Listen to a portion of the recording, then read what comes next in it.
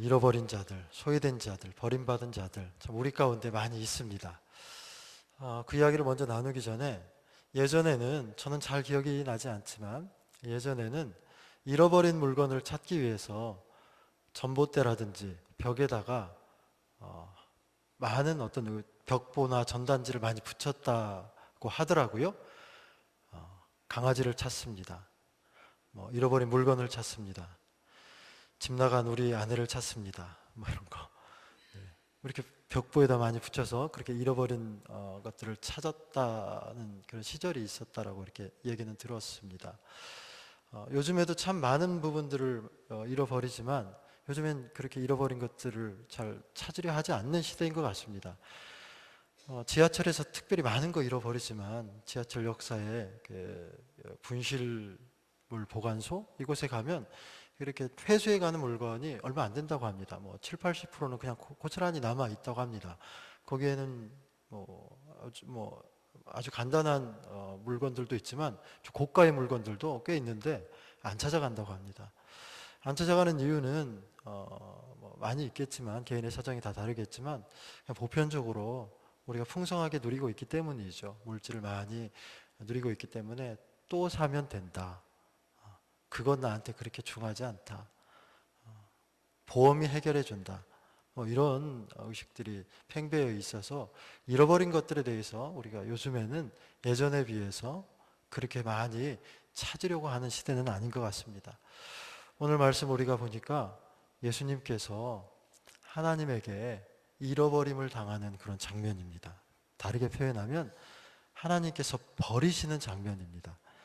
그래서 예수님의 고난의 현장 가운데서 가장 극적인 장면이 바로 이 십자가상에서의 절규하는 장면이지 않습니까? 엘리 엘리 라바 사박다니 나의 하나님 어찌하여 나를 버리시나이까 라는 이 예수님의 이 절규가 가장 가슴 아픈 부분이죠. 왜 나를 버리십니까? 왜 나를 찾지 않으십니까? 이런 지금 예수님의 고통의 절규가 지금 담겨 있습니다. 예수님은 육체적인 그 고통도 감내하기 참 힘들으셨지만 무엇보다도 하나님이 자신을 버린다는 그 사실이 어쩌면 더 많이 외롭고 힘들었을 것입니다. 누군가로부터 의해서 버려진다는 거, 소외된다는 거, 그 참 너무나 가슴 아픈 일일 것입니다. 우리가 많은 부분 경험하기도 하고 좀 비슷한 느낌을 받기도 하겠지만 어떤 일부분 우리 인생에서 버려지는 부분들을 여러분들 경험하지 않으셨습니까? 특별히 우리 젊은 청년들 연애의 경험이 있으면 누군가로부터 막 버림을 당하면 그 마음에 오는 그 마음이 있지 않습니까? 사람으로부터 버림을 받는다는 것, 내가 사랑하는 사람으로부터 버림을 받는다는 것처럼 그렇게 소외감을 느끼는 부분도 없을 겁니다. 오늘 예수님께서는 단 한 번도 그의 사역 기간에 그의 인생 가운데 하늘 아버지께서 버리신 적이 없는데 딱 이 장면에서 하늘 아버지께서 버리십니다. 그래서 예수님 절규하십니다. 하늘의 아버지가 버리고 땅에 많은 사람들이 모든 사람들이 버리고 또 자신의 곁에 있던 제자들이 자신을 버리고 철저히 소외를 시키면서 그 가운데 고통당하고 있는 겁니다. 그런데 참 역설적이게도 예수님의 이 소외의 모습 가운데서 이러한 철저한 버림 가운데서 예수님의 이 철저한 버림의 십자가를 통해서 소외된 자들에게는 오히려 그것이 복된 소식이 되었다는 겁니다. 예수님의 소외당함이, 버리심이 버림받은 사람들에게, 소외당한 사람들에게는 복된 소식이 되었다는 겁니다. 예수님 스스로가 소외되심으로 이 땅의 모든 소외된 자들을 하나님으로부터 이렇게 얻게 되는, 하나님의 기쁨을 얻게 되는 그러한 일들을 하셨다는 겁니다. 그래서 십자가의 버리심과 십자가의 소외의 의미는 다시 찾는 걸로 바꿔놓으시는 그러한 하나님의 역사를 예수님께서 이루어 놓으셨습니다.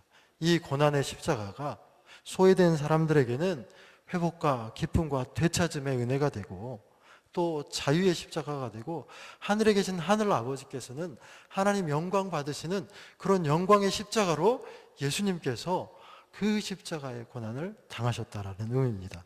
이런 점에서 이러한 십자가의 의미 앞에서 오늘 우리가 한 가지를 좀 기억했으면 좋겠습니다. 그것은 잃어버린 것을 우리가 찾아야겠다라는 겁니다. 예수님 이 땅에 오셔서 많은 사람들을 만나고 많은 사역들을 하셨지만 그 가운데 가장 관심 있게 대하셨던 부분들 그리고 대하셨던 사람들이 바로 잃은 자들이었습니다. 잃어버린 자들에 대해서 가장 큰 관심과 가장 큰 많은 마음을 쏟고 일을 하셨습니다.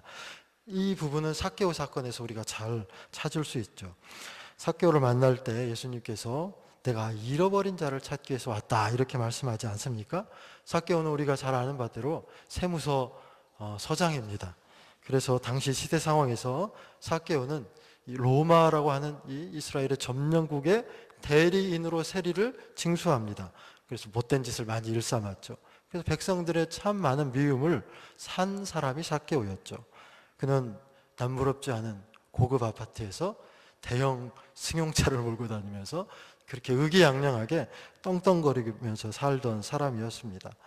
그런 삭개오를 주님은 사람들과는 다른 관점에서 바라봅니다. 사람들은 되게 민족적이고 민족주의적이고 정치적이고 경제적이고 감정적으로 삭개오를 바라보고 대했지만 예수님은 그런 시각으로 삭개오를 바라보지 않았습니다. 그를 잃어버린 자, 잃은 자 이렇게 표현하십니다.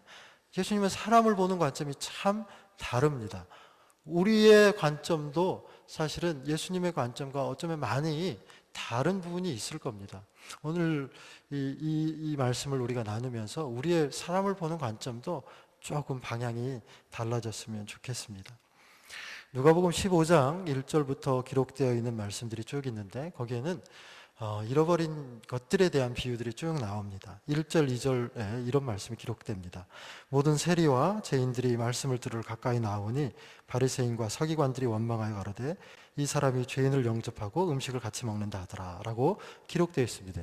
예수님께서 당시에 소외된 사람들, 당시에 사람들이 버린 자들, 그러니까 세리, 창기, 병든 자, 죄인들 이런 사람들하고 함께 식탁에 교제를 하니까 종교적인 지도자들이 예수님을 참 많이 비난했습니다. 왜 저런 일들을 하는가? 왜 죄인들과 함께 음식을 나누는가? 참 많이 비난했죠. 예수님께서 소외당한 자들을 예수님의 관점에서 그들을 바라보시고 찾으시는데 종교 지도자들, 하나님 믿는 사람들이죠. 하나님 믿는 사람들이 그 예수를 바라보면서 오히려 소외를 조장시킵니다.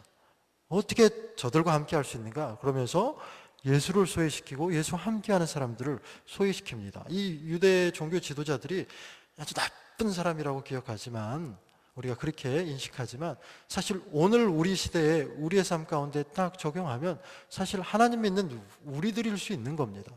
우리들도 어쩌면 예수님을 우리의 삶 가운데 우리의 관점으로 여전히 소외시키고 있고 예수 믿는 또 예수가 가장 필요한 그런 연약한 사람들을 우리가 우리의 관점에서 소외시키고 있지는 않는지 모르겠습니다.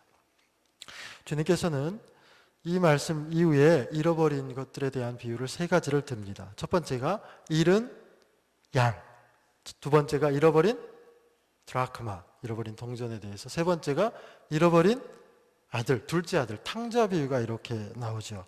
이 말씀을 통해서 99마리의 우리에 있는 양보다 길을 잃어버린 한 마리의 양이 더 소중하다. 주머니 안에 있는 많은 동전들보다 잃어버린 한 입의 동전이 더 소중하다. 착하고 충성된 큰아들보다 정말 속썩이고 말 안 듣고 그래서 집을 뛰쳐나간 둘째 아들이 더 소중하다라는 그러한 말씀을 전하죠. 그런 것들에 더 관심을 가져야 된다 이렇게 말합니다. 잃은 자는 관심 밖에 소외된 사람들이고 사람들이 생각하지도 않고 또 생각하지 않아도 된다고 하는 그런 사람들입니다. 중요한 존재라고 생각하지 않는 사람들이 잃어버린 자들, 소외된 자들입니다. 하나님께서 예수 그리스도를 이 땅에 보내시고 예수께서는 바로 그런 자들에게 관심을 두시고 마음을 두시고 또 시선을 두시고 그들을 위해서 스스로 찾아가서 마지막에는 하나님으로부터 버림받는 그런 철저한 소외를 당함으로부터 그들을 건지시게 됩니다. 누가복음 15장 얘기를 잠깐 계속 했는데요. 누가복음 15장 1, 2절에 모든 죄인과 세리들이 말씀을 들으러 왔다라고 하면서 예수님께서 그들을 영접하고 식탁의 교제를 나누었죠. 식탁의 교제를 나눌 때 종교 지도자들이 어떻게 음식을 같이 먹는가 이러면서 자기의 의를 예수 그리스도에게 딱 댑니다. 그러면서 예수 그리스도를 소유한 겁니다. 여러분, 우리가 신앙생활 하면서 사람들을 대할 때 혹은 우리의 신앙생활 전체를, 우리의 삶 전체를 자기의 의로움의 잣대로 대지는 않는지 모르겠습니다. 그 장면은 우리의 식탁의 모습에서 한번 찾아볼 수 있습니다. 여러분, 어제 저녁에 누구와 함께 식사했습니까? 소외된 자들과 함께 했습니까? 아니면 소외된 자들을 기억하면서 식탁을 나누었습니까? 아니면 이도저도 아니면 오히려 날마다 누군가를 끊임없이 소외시키고 누군가를 끊임없이 내 식탁 안에서 배제하면서 그렇게 음식을 나누지는 않습니까? 저는 멀리 있는 다른 사람 이야기하는 게 아닙니다. 우리 가족 구성원들, 내가 날마다 소외시키면서 식탁의 자리를 하고 있지 않는지 한번 돌아봤으면 좋겠습니다. 우리 부모님들이 지금 자녀들을 위해서 비전 새벽 기도회로 모였는데, 내가 부모로서 마땅히 해야 할 일, 가장으로서, 어머니로서 마땅히 해야 될 일, 돈을 벌고 생계를 책임지고 또 가정을 잘 이끌고 나가는 그러한 일들을 하기 위해서 자녀들을 오히려 소외시키고 있지는 않는지 한번 생각해 보자는 겁니다. 제가 일전에 TV 드라마 미생을 재방송을 한번 본 적이 있습니다. 정규 방송 때는 못 봤고요. 그땐 못 봤고, 이후에 도대체 미생이란 드라마가 뭐 때문에 저렇게 유명한가 해서 시간이 좀 있을 때 한번 쭉 본 적이 있습니다. 거기에 워킹맘으로 일하는 한 전문 여성이 등장을 합니다. 남편도 물론 일을 하고요. 이 워킹맘으로 등장하는 이 여인에게 딸이 하나 있습니다. 어린이집에 다니는 딸. 그리고 이 딸이 그림을 그려서 줬는데, 그림에 그려져 있는 내용이 아빠는 소파에서 등을 돌리고 소파에 얼굴을 묻고 자고 있는 모습이고, 엄마는 자신을 바라보고 있는데 팔다리 다 있는데 얼굴에 눈, 코, 입이 없습니다. 얼굴이 없습니다. 그냥 계란처럼 동그랗게만 다 그려놨습니다.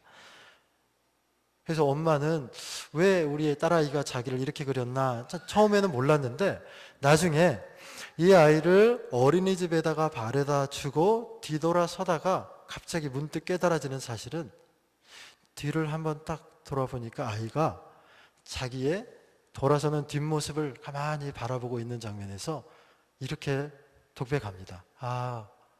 우리 애가 날마다 뒤돌아서는 내 뒷머리만 이렇게 봤구나. 뒤통수만 봤구나. 그래서 내 얼굴을 기억하지 못하고 얼굴을 그리지 못했구나.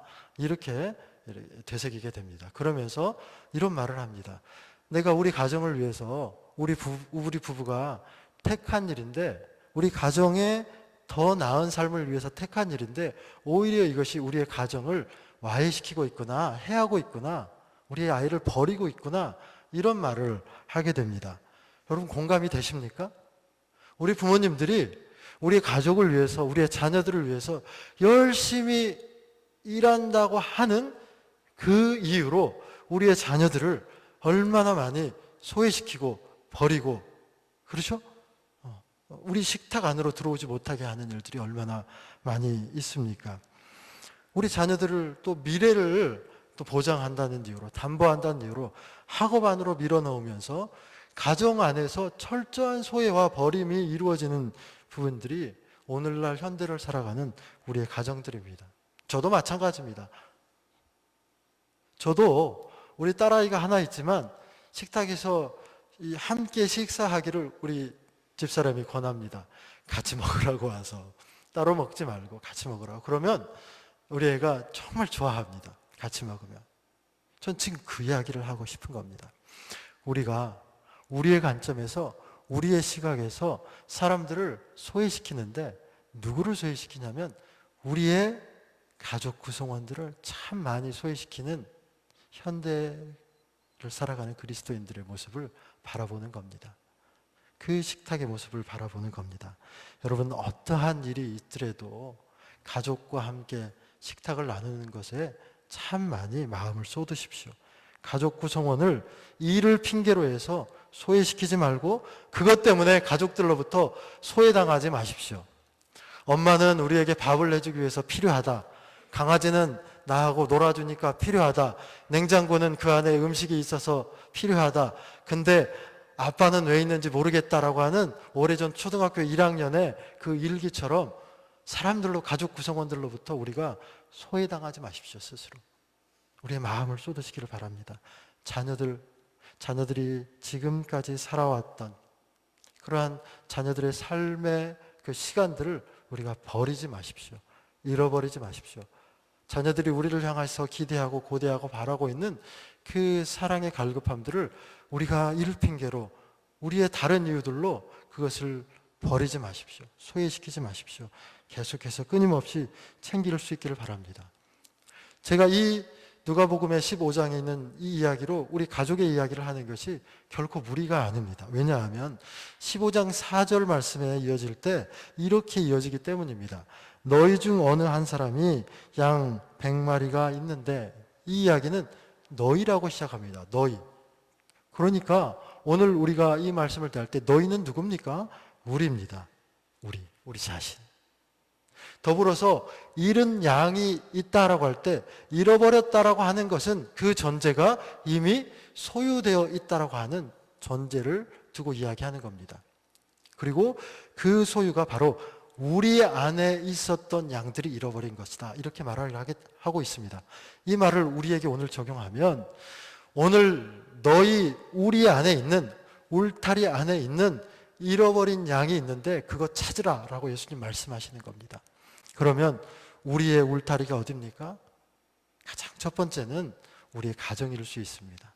우리의 가정 안에서 잃어버린 자, 저는 그 잃어버린 자가 우리의 자녀일 수 있고, 우리의 아내일 수 있고, 우리의 남편일 수 있고, 우리의 부모님일 수도 있다라는 사실을 이야기하는 겁니다. 특별히 이 시간 비전 새벽 기도이기 때문에 우리의 자녀들에게 우리의 초점을 좀 맞추고 싶습니다. 여러분, 우리가 자녀들을 기르는 것이 얼마나 어렵습니까? 참 저를 보면 어려울 것 같습니다. 제가 그렇게 많이 우리 부모님을 속을 썩여 드렸답니다. 제가 특별하게 못된 놈은 아니었는데, 언젠가 누군가에게도 말했지만 그냥 평범하게 조용히 공부 못하는 아이였었는데, 그냥 부모님이 저를 그렇게 그냥 구박하고 잔소리하고 꾸지람하고 했습니다. 우리 부모님의 관점과 기준이 안 맞았기 때문이죠. 그래서 참 많이 속을 썩여드렸습니다. 여러분, 때론 자녀들이 우리 부모들의 마음을 참 속썩이고 힘들게 할 때가 참 많이 있습니다. 그래서 우리 부모님들 입버릇처럼 그렇게 이야기하죠. 아이고, 너 때문에 못 살겠다. 너는 자식이 아니라 왼수다. 이런 말들을 많이 하죠.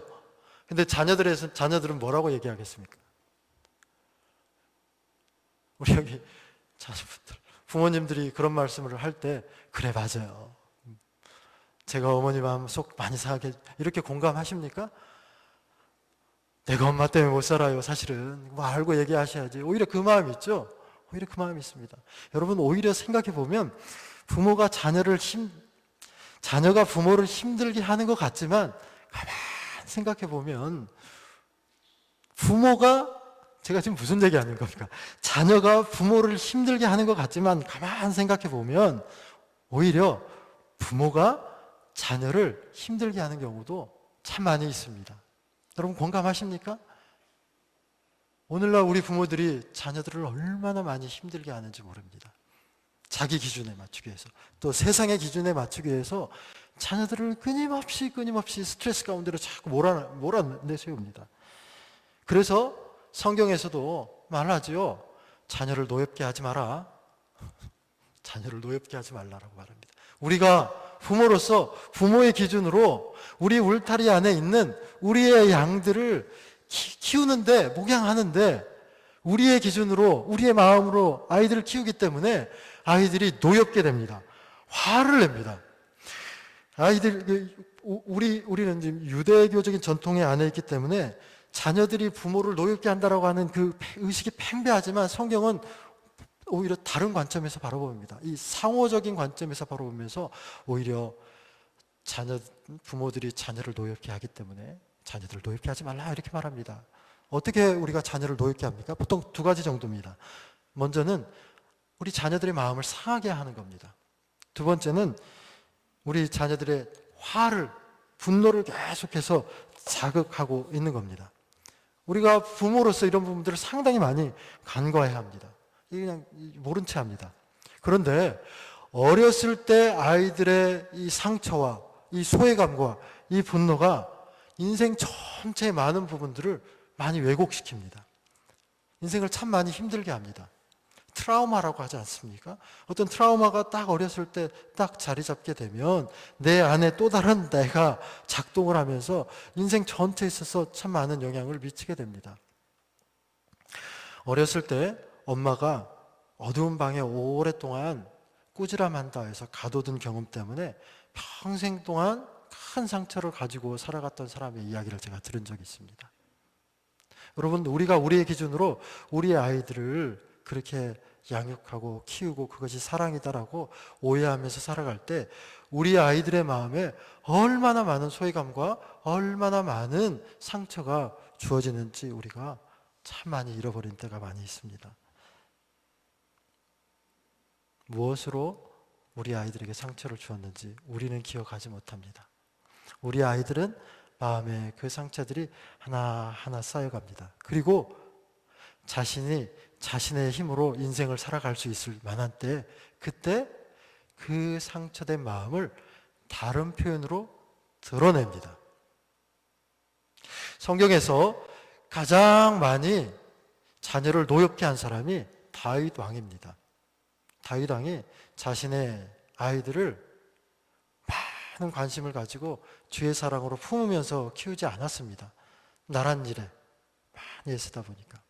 그래서 결국에는 다윗 왕의 자녀가 자신의 형제를 범하는 일을 벌이고, 또 한 아들은 칼을 빼서 아버지의 목에 칼을 겨누는 그러한 일들도 범하지 않습니까?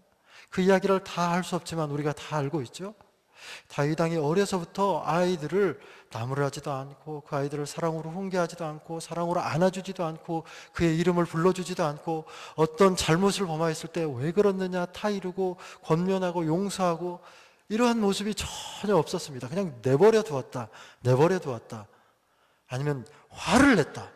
이런 표현들만 있습니다. 그러니까 다윗 왕이 자녀들의 상처가 무엇인지 끊임없이 면밀히 관찰하고 그들을 품어주지 않았기에 결국에는 그 자녀들이 노엽게 되고 화가 나서 그의 분노를 힘이 생겼을 때 표출해서 가장 극단적인 표출의 방식이 아버지의 목에 칼을 겨누는 거였습니다. 우리가 우리의 자녀들을 우리의 기준으로, 우리의 생각으로 건강하게 자라고 있다, 자라고 있겠지, 그렇게 해야만이 세상 속에 살아남지, 그렇게 우리가 몰아세우고 그런다면 결국에는 그 아이들이 어느 날인가 우리에게 그들의 분노를 표출할 때가 있을 수 있습니다. 그러면서 우리는 이렇게 말하겠죠. 그때 가서 내가 너를 어떻게 키웠는데 이 불효막심한 놈, 이 배은망덕한 놈, 이 천인공노할 일을 이렇게 범하느냐, 이렇게 말할 수 있죠. 부모가 자녀를 키우는 것도 은혜지만, 그래서 우리가 부모의 은혜는 세상에서 가장 큰 것이다 이렇게 말하지만 자녀가 우리의 은혜일 수도 있습니다. 자녀가 우리의 은혜입니다. 자녀를 통하여서 우리에게 하나님의 은혜가 얼마나 많이 오는지 우리가 잊지 말아야 됩니다. 여러분, 자녀가 태어난 것만으로도 감사하고 축복이고 그 아이가 자라가는 것을 바라보는 것만으로도 우리의 큰 위안이고 기쁨이고 선물이지 않습니까?